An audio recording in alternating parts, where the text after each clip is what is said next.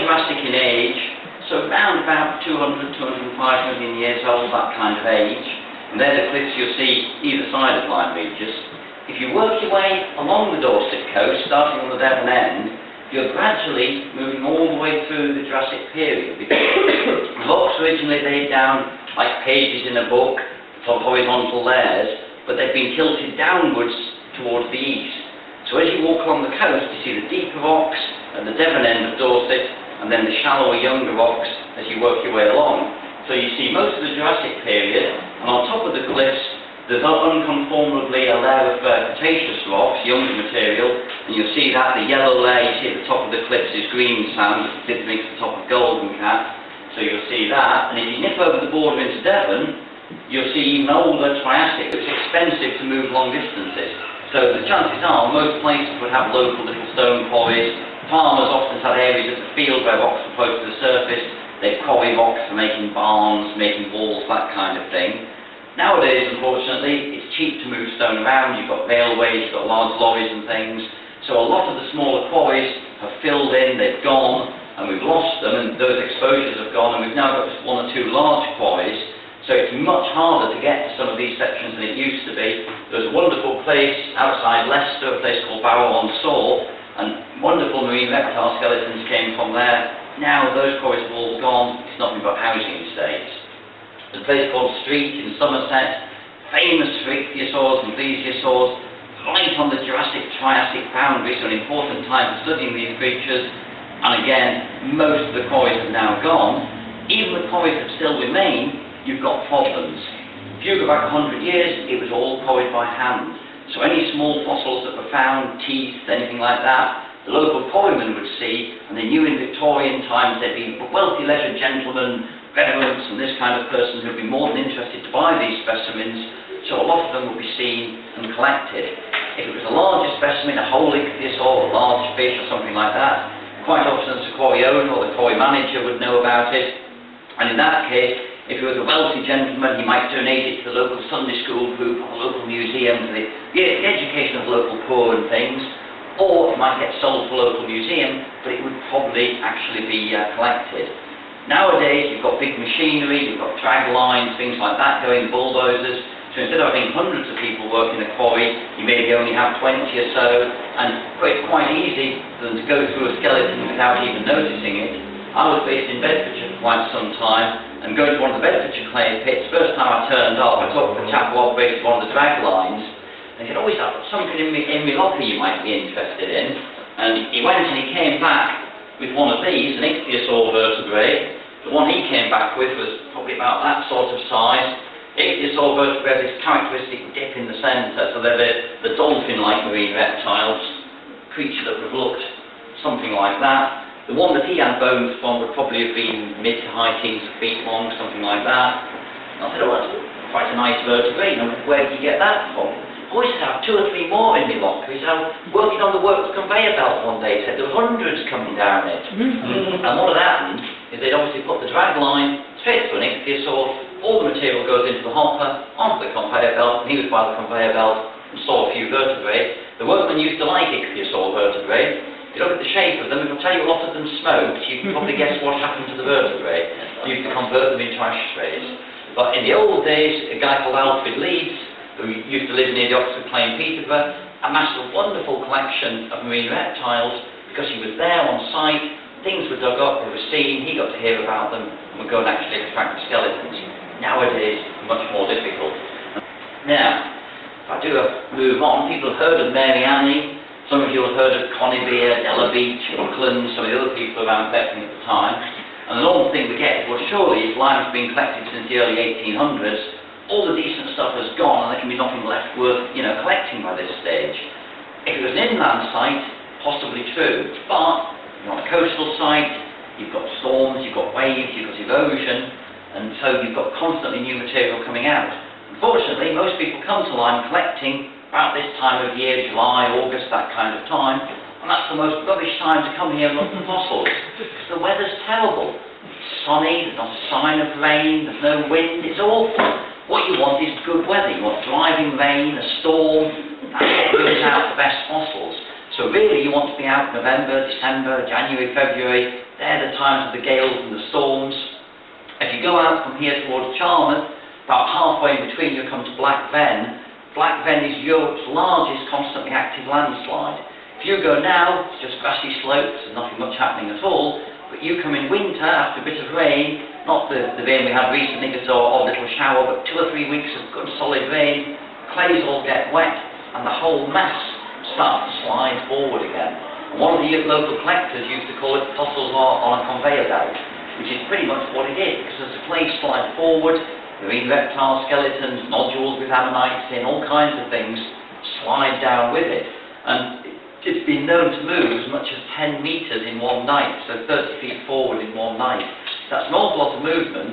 If it was inland, it would just move till it became stable, but of course here it slides forward, it slides into the sea, then the big winter storms can get at it, the storms tear into the clays and the shales and all these soft materials, they break it all up, wash away the soft sediment, and leave lots of fossils on the beach for anybody to find. And in winter, the commercial collectors will sometimes go out if the tides are good, 2 or 3 o'clock in the morning with torches, because there is a certain advantage to being out on the beach first.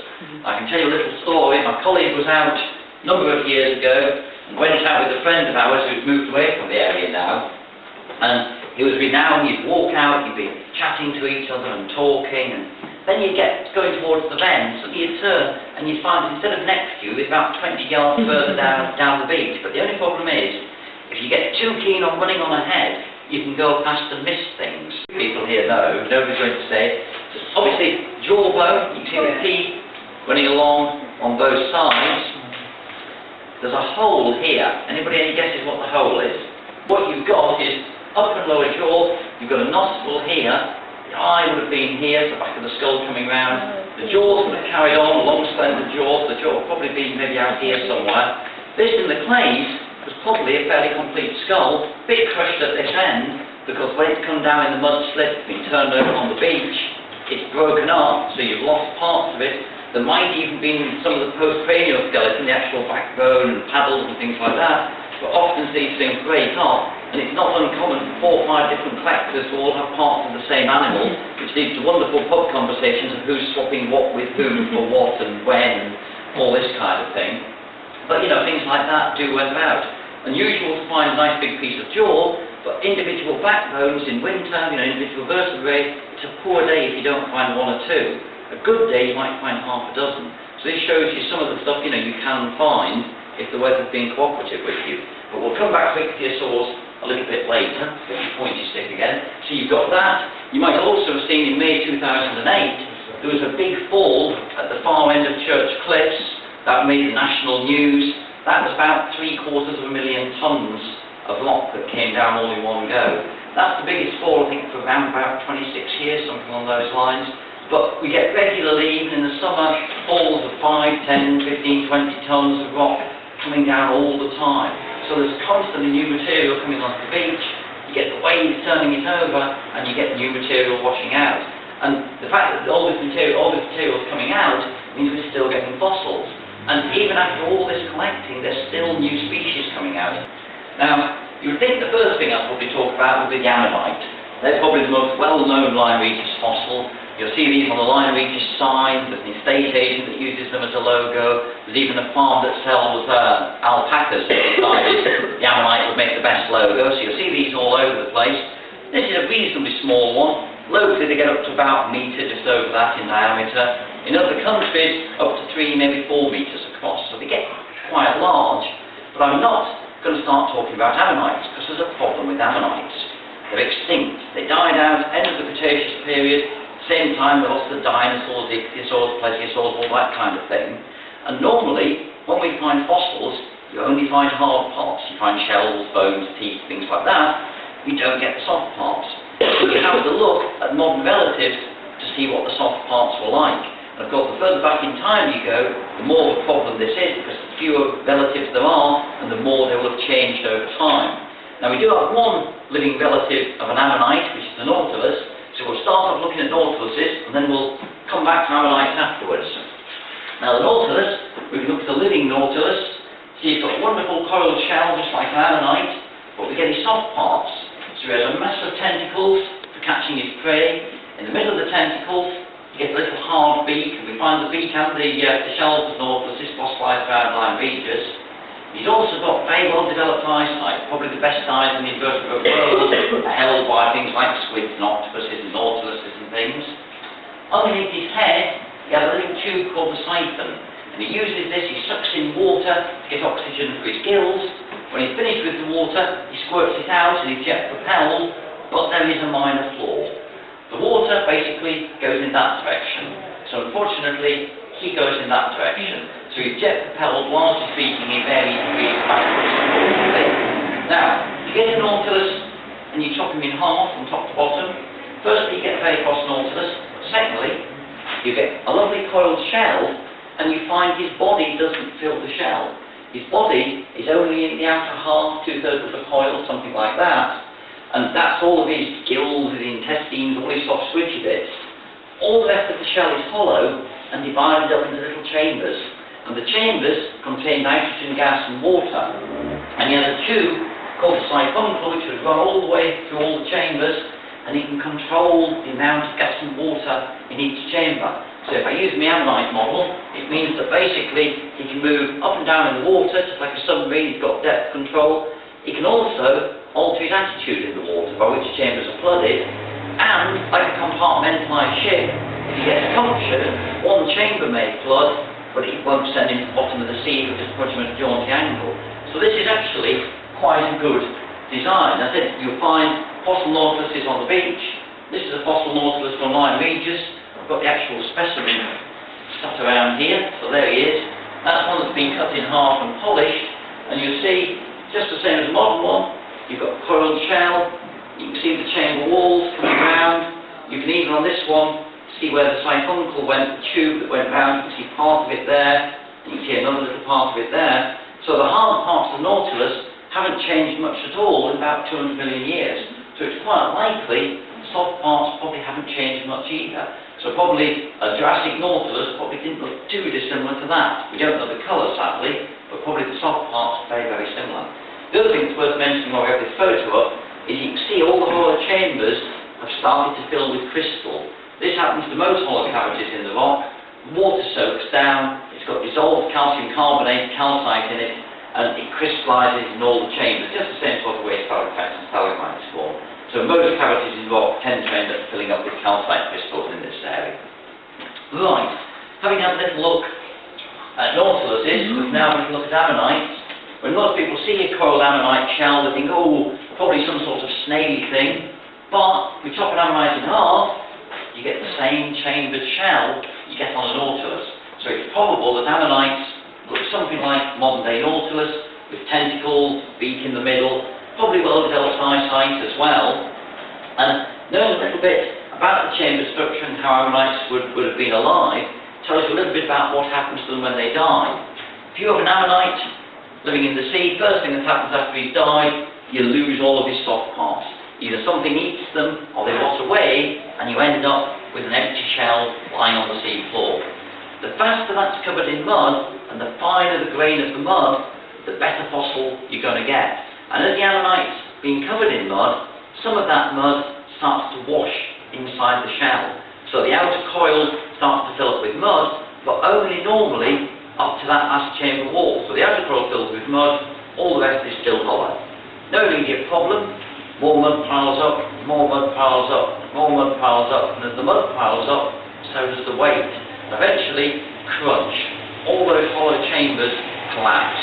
Have any of you been out and walked on the Ammonite graveyard on the far side on Monmouth Beach?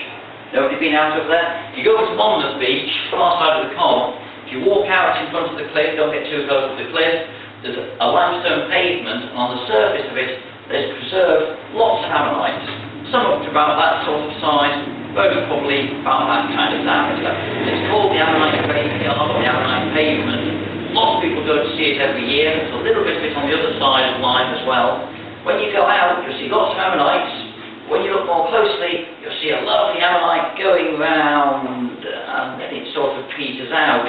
And the middle is just a hollow in the rock. And what you end up looking at is something more like an ornamental bird bath because the centre's collapsed. If you walk out towards Golden Cap on the new slip, just at the side of Lyme, you'll find pieces similar to that. You'll often find semicircular coils of ammonites. These have washed out of the clays, because that's the chamber that's filled up with mud. The middle has just squashed and gone almost entirely. So that's what tends to happen in the soft rocks. The ammonites get flattened with at most an outer foil that's well preserved. If you want a nice crystal ammonite, something looking like that, what you need is, after the ammonite's been buried in mud, before the shell's collapsed in, you need a limestone nodule to form around it. And the limestone nodule protects it from the weight of rock above, and it means all these chambers remain hollow.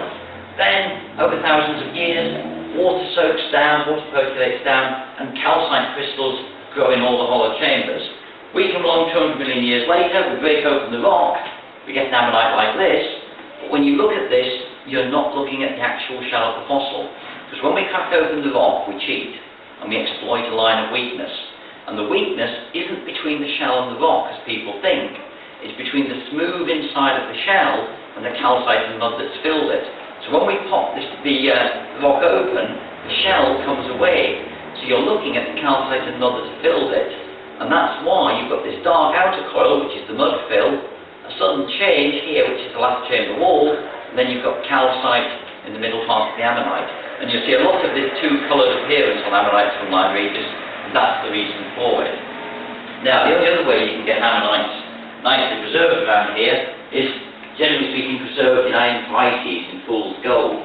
This grows when there's very little oxygen in the water, and the pyrite goes in the shell, and once it's hardened, it preserves the internal detail of the ammonite, and these just wash out of the clay. Out at far side of Chalmers, at Stone Barrow, I've seen people pick up a couple of hundred of these in just a few hours when the storms have been good, when the tides have been good. If you want to do that, go down after a storm, and don't go at low tide, because all the commercial amateur collectors have already hoovered the beach of everything. Go down about half, 3/4 an hour after high tide, as the tide's going out, and follow the tide out. And you'll find pyrite is quite heavy to the iron content, and it tends to get salted on the beach. And you'll often find little runs of pyrite going down the beach, and you'll find it caught in among the bigger rocks as well. If you see a lot of pieces of pyrite, if you look in among them, you can often find little pyritic ammonites among those as well. There's several different species there, so do keep an eye open for those. Now, so ammonites can't guarantee everybody going on the beach to find a complete ammonite, but a next fossil I can definitely guarantee you finding. These are belemnites. These are probably the most common Lyme Regis fossil, these bullet-shaped guards. Haven't actually got one to hold up and show you, but I'm sure if you've been on the beach, you should have found some of those. And what they're part of is a creature looking something like that. So you're looking basically at the internal skeleton of a squid. They're not tentacles, they're more like a cuttlefish bone. The point would go at the back of the animal. I'll better hold it the same way around as that one. So the point would go at the back, blunt end at the front. The blunt end, this end here, had a hollow chamber in it, which is this bit, and the hollow chamber was divided up into sections containing gas and water, and you've heard this before, haven't you? Just the same as an ammonite shell, it's to do with buoyancy control. So you've got the gas-filled chambers in the middle, and this hard guard, this mineralised bit at the back, that counterbalances the weight of the head at the front, and it keeps the squid on an even keel. And there's lots and lots of different species of belemnite at Lyme Regis. Some are long and slender, some are short and fat. If you really want to find a lot of belemnite, go over and park at Seatown, walk back towards Golden Cap, and around the base of Golden Cap there's reefs of belemnite marls. And if you walk on the ledges, be careful, it's a little bit slippy, you'll see hundreds of belemnites going in all directions. There's lots and lots, long slender ones, little short fat ones, and you'll also find them washed out in the gravels of the beach as well. So you'll see an awful lot of those around. So if you want to find those, they're probably the easiest Lyme Regis fossils to come across. Right, other fossils, more like modern sea creatures, all of these shells of one sort and another. This one's probably the most famous shell. Its Latin name is arcuata, but if you look at this curved shape, it has a common English name, which most fossils don't have, a name which it's had for about 200 or 300 years, the devil's toenail. And you find these in Jurassic rocks all across Britain, you find them in Yorkshire all over the place. They're actually a bivalve shell related to oysters. The living animal would have been inside here. There's a lid that would sit on top of the shell, and the animal could open up the lid, let in water, and it would filter feed little particles from the water, just like all modern bivalves. When these animals died, they get buried in mud. If the mud stays, the soft clays and mud, these just weather out and you can pick them up loose on the beach. Normally if we walk out, most days with a walk, we'd expect to find one or two of these. There's actually thousands out there, but the problem is, quite often the mud around them turns into hard limestone. And instead of weathering out, they get cut through by the tide, and you get like little white comma shapes, or little white bathtub shapes where they've been cut through like this, and you can just see the outline of the shell cut through. You get some bigger shells. This is one called Plagiostoma, given his full name, Plagiostoma giganteum. These can get reasonably sized. That's a Plagiostoma shell. This isn't as big as they get. They can certainly get up to sort of that kind of size. And if you look in the blue lice boulders either side of the line, you'll certainly find parts and fragmented ones of these very commonly. There should be two halves to the shell, but normally after the animal's died, the halves are separated, and you normally just find one valve. Often it's a little bit crushed like this one, it's a little bit broken down on the side. Now we don't get very many snail shells, very many gastropods at Lyme, but this is one of the most common, one called Pleurotomeria, but we only see one of these, maybe one every week or two, something like that. They're not that common at all, and often it's in bad condition. And the final little shell, this is something called brachiopod shell. It looks a bit like a cockle. They aren't cockles, they're a completely different group to modern bivalves. Nowadays, there's only a few species of brachiopod around Japan, New Zealand, that kind of area. You go back 300 or 400 million years, brachiopods were the dominant, the common seashell. They had a little fleshy foot that came out of here, anchored them to the seafloor, and they'd sit and fill the feed. Over time, the number of species of brachiopod have gone down, the number of species of bivalve shell, modern bivalve shells, have gone up. So what's happened is these two groups have been competing with each other, and the bivalves have been better, so over time they've increased in numbers, and probably give it another few million years, and probably brachiopods could very well become extinct and die out entirely. But Jurassic period, you'll find brachiopods and bivalves together. Now the next creature, unless you've been fossiling at Lyme before, you've been able to come across, this is a creature called a crinoid. I've given his English name a sea lily. The first thing is, he's not a plant, despite the name sea lily. He's an animal, he's related to starfish and sea urchins. The early crinoids had a tubular stem, maybe up to something like that kind of length, but the tubular stem wasn't a solid rod. Imagine you flat saucers one on top of each other. So like a backbone, it allows a degree of movement. At the bottom of the stem was a hold-fast rod like a root that would anchor the creature to the sea floor, normally. At the top was a little conical head, and the conical head contained all of his intestines and gills and things. And then coming out from that, you've got 5 arms. 5 arms, you link to starfish and things, and the arms branched, and you can open up the arms in the water to filter feed to the particles from the sea. So you can see how he got the name sea lily, because you've got the arms at the top, a stem, and a little holdfast like a root at the bottom. Locally, we don't do boring tubular stems. The local crinoid have a star-shaped stem, and that's led to them being called pentatonites. And you can find little lumps of stem loose on the beach, and if you're lucky, you can find pieces of crinoidal limestone with the heads, bunches of stems, all kinds of parts of the animal lying around. Now, all the fossils I've shown you so far, Jurassic in age, around about 200 million years old. We do get younger material at Lyme. We get material from the green sand, the lower Cretaceous. That's about 112, 115 million years old. We can get lobsters, ammonites, bivalve shells, sea urchins, all kinds of things from that. We also get fossils from the chalk, which is even younger, that's the upper Cretaceous in age, but there's no chalk at Lyme Regis. But there is, along the coast, places like Beer in Devon. Chalk's quite a soft rock. When it weathers away, all the flints within it get washed onto the beach. Flint's very hard wearing, and they get carried by longshore drift this way along the coast from west towards the east. So eventually the flints end up at Lyme Regis.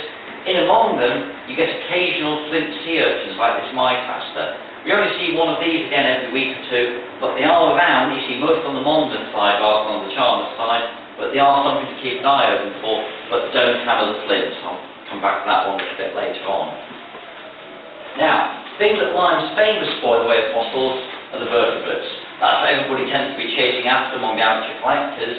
You would think there would be more fish than any other vertebrate, because fish are at the bottom of the food chain, there should be more of them, but that isn't kind of really the case.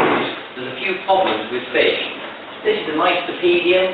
If you found a Pedium, about that sort of length, you'd be looking somewhere at about £1,500, £2,000 worth. Because unfortunately, there's problems. If a fish dies, quite often it dies because something's eaten it. This is not good for fossilisation.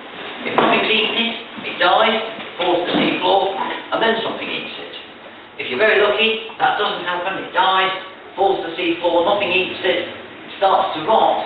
But fishes have very small, delicate scale, very small, delicate bones, a little bit of water current, and the bones start to get spread, a little bit of scavenger activity, and what you end up with when it gets fossilised isn't a lovely fish looking like that, it's sort of fish killed by hand grenade. You get a great big slab of shale with fish bones spread all over the top of it. If you need something like that preserved, it's got to be very quickly, before the scales have been disturbed and moved about. But even then, your problems aren't over, because if the fish is wonderfully preserved, it's inside a piece of shale, it's only a few millimetres thick. So as the shale starts to erode away, all you see is a little black line in the side of the rock. And quite often, so there's a lot of rocks out there, you don't spot it. I found a tapedium like that, and I found it because it started to wear away on one edge.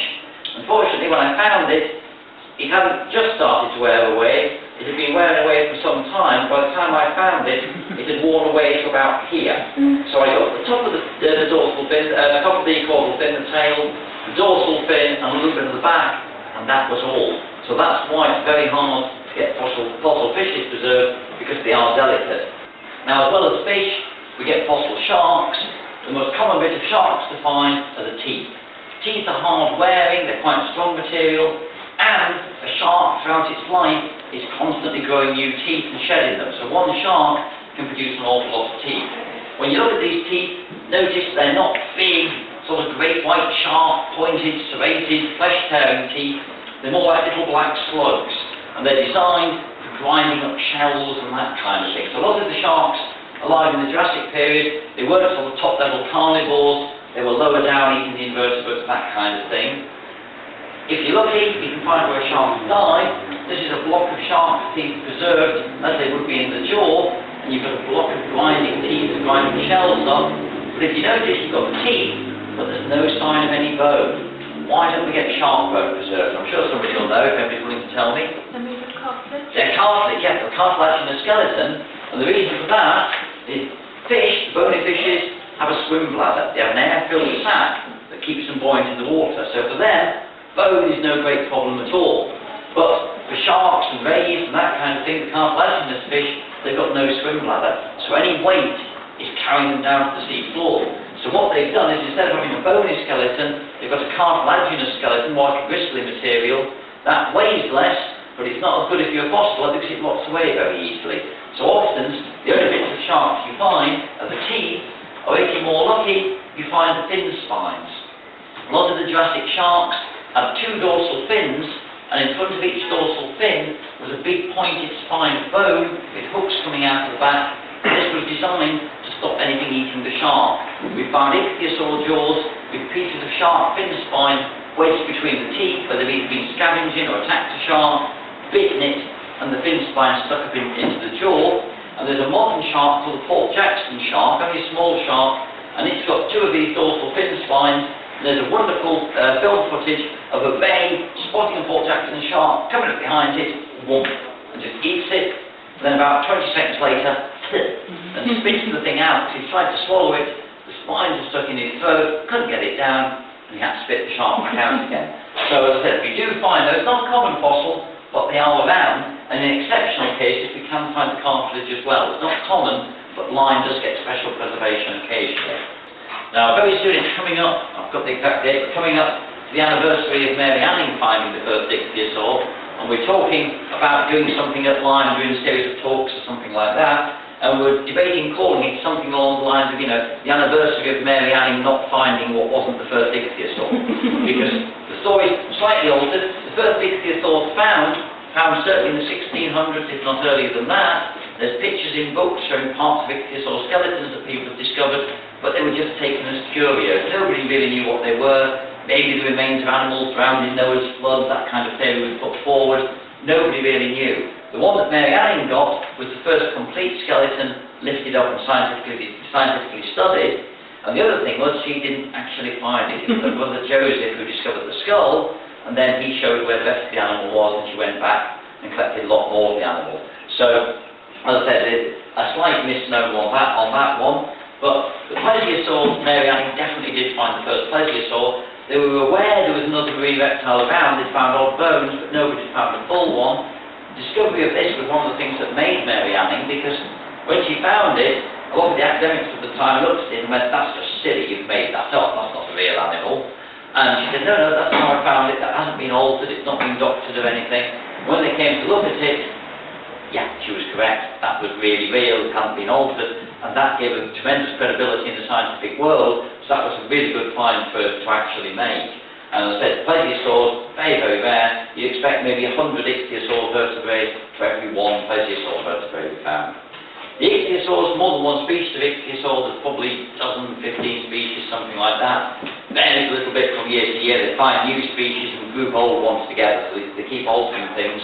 Biggest ichthyosaurs found whole at Lyme, about 10 metres long, about 30 feet, something like that. Biggest ichthyosaur found anywhere, from Canada, it's Triassic, so a little bit older than the ones in Lyme Regis.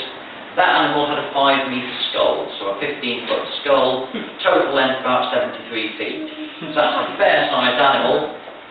That animal, the biggest vertebrae on the ichthyosaur, aren't up here where people think. The biggest vertebrae here, about on the pelvis, back paddles, because it's the tail that provides the power to move the animal through the water. These big fins are just simply to steer it. And the big animal from Canada is an 8-inch vertebrae on the pelvis.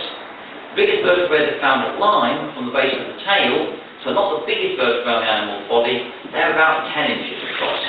So that would be an animal about 85, 90 feet. So there's been some really huge ichthyosaurs at Lyme. One of the reasons probably you don't see very many of them, and nobody found a whole one, is that a lot of these creatures would have been possibly out in deeper water, so not actually living close to shore. We think Lyme was shallow sea close to land. And also, of course, the big ichthyosaurs are the real top-level predators, top of the food chain. You'd expect there to be not very many of them. You're not going to come across those very often. But they found a few isolated bones, isolated pieces of them, so they are certainly around. But if you look, you'll certainly find ichthyosaur bones if you're interested. Now, I've been saying right from the start, Lyme was a shallow sea close to land. I haven't given you any reasons why we think this. I'll give you 2 or 3 bits of evidence. The first one's the most rubbish. We find a lot of fossil wood. A lot of it's going to be things like monkey puzzles, material like that. The only problem with wood, of course, is it floats very easily and very well. So it can be carried hundreds of miles away from land, so it tells you land was fairly close to getting a lot of wood, but it doesn't tell you it was very close. But we do get other things. We get a dinosaur at Lyme Regis, one called Scelidosaurus harrisoni, named after James Harrison, who operated one of the local cement works. He found the first animal, I think 1858, that one turned up.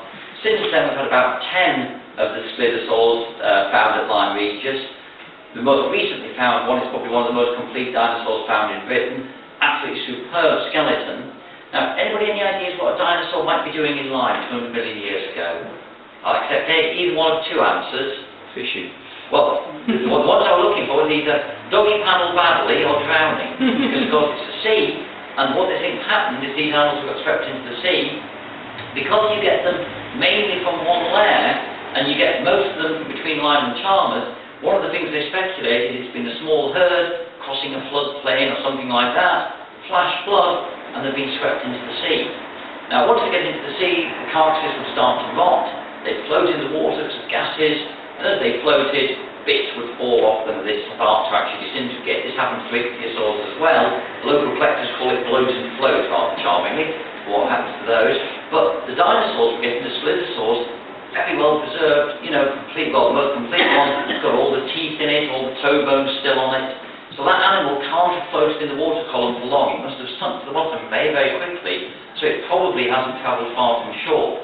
Also, if a herd did go into the sea at the same time, which is why we're getting them all in one lair, the carcasses aren't spread out much. They're all just between Lyme and Chalmers, generally speaking, and Black Fen. So if they'd been swept out one way to sea, you'd have expected them to spread out. There was a boatload of plastic ducks went down off Alaska, I believe, used for plotting ocean coasts in the end, and they ended up all over the place. So again, if they've not spread very far, probably not travelled too far from land. These are coprolites. The most polite translation I can give you is poo stones, fossil droppings of ichthyosaurs, plesiosaurs, sharks, various marine creatures. In many cases we don't know what actually formed the coprolite, but they can tell you what was being eaten. These black marks you see here are all fish scales, so somebody's been having a fish supper. This coprolite has got ichthyosaur bones in it. That's an ichthyosaur vertebrae, that's an ichthyosaur rib. The thing that's most likely to have produced that is another ichthyosaur. Because a lot of the sharks at the time weren't big carnivores, they didn't have the big modern great white type teeth, they were grinding up shells and that kind of thing. If you look at ichthyosaur teeth, they're more like crocodile teeth, they're very peg-like, they're designed for grasping. So if you see a film of modern crocodiles feeding, what they do is they get a piece of meat, they bite it, but they can't tear pieces off, so they twist in the water and they tear, and they're tearing away chunks. So it could be that that's attacked another ichthyosaur, or it could be found a carcass on the sea floor, bitten it, started to shake it and twist it, torn pieces of meat off along with pieces of bone, and it's got no chewing teeth, got no molars or anything, all the teeth are the same, so it then just swallows the whole lot down, bones pass through, and of course they survive digestion, and you get them in the coprolite. Some of the coprolites you can make a reasonable guess of what they've come from. This coprolite has a spiral twist running all the way through it. The smaller ones with the spiral twists are probably from sharks, because sharks have a spiral valve on the gut, which tends to impart the spiral twist to the fossil food. I didn't say I'd teach you things today, I didn't say they'd be useful things. So, as I said, those you've had, there was a guy called Buckland, Professor Buckland, who first recognised these as being coprolites. And they're not an uncommon thing on the beach, but you need a little bit of skill to go to spot them. Often as you go on the beach, there'll be lots of people looking for fossils, and you'll still find coprolites lying around because nobody's recognised they're actually there. Now this is one of my favourite fossils. This is a little tiny ammonite. Thousands of these, in fact tens of thousands at least, wash out from the clays every year, but this one has a little feature on it. It's got a funny tube stuck to the outside of the shell. This is a little tube that a worm would have lived in. And the wide end of the tube is where the worm's head would have been, with tentacles and things that come out here. The body would have been inside this tube. Now, the obvious answer as to what's happened is very easy. You've had a worm, had an ammonite, it's been living in the sea, it's died, fallen to the sea floor. A little worm needed something hard to grow on. The sea floor at the time was a muddy, soupy substrate. The worm had nothing to grow on, so it's grown on the ammonite shell. Not a problem, dead easy. But if you collect a whole load more ammonite shells with worm tubes on, you find virtually every single worm tube you find is on the outer keel of the ammonite, and the wide end is near the mouth of the ammonite shell. Now it's obviously picking that way to grow for a reason. It's not random, about 90% are like that. If you find them growing on the side, the first thing they do is go to the edge and follow the edge round. So this starts alarm bells ringing, and if you keep on collecting them, you find some where the worm is all the way around the shell, and the ammonite's grown over the back end of the worm. What does it tell you if the ammonite's grown over the worm? Growing on a live ammonite shell. It's not living on a dead one on the sea floor, it's living on live ammonites swimming around. This opens up lots and lots of possibilities. There's three things we think could have been going on.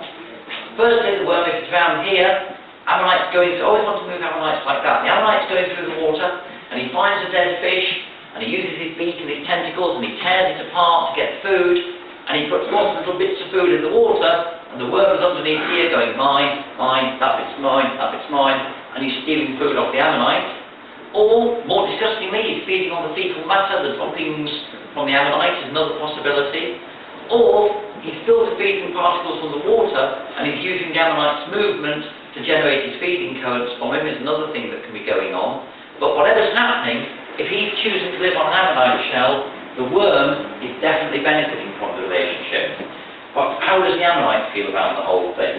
Well, the first thing we can say is, it's going to create drag on the ammonite shell. We found some ammonites with as many as 6 or 7 worms, all growing around one shell. So, and if the worm's more on one side, it's going to put him on a bit of a tilt, which probably isn't good either. The other thing we found is if you collect a lot of these, you find the more worms there are, the smaller the ammonite shell. When you find the fossil, of course, the ammonite's died. So you're more likely to die as an ammonite, it would appear, if you have a lot of worms on you, than if you only have a few. This is probably detrimental. So we can probably say it was a parasitic relationship. World was benefiting, the Ammonites was losing out. So we're able to get relationships between creatures after 200 million years, again, doing very, very well.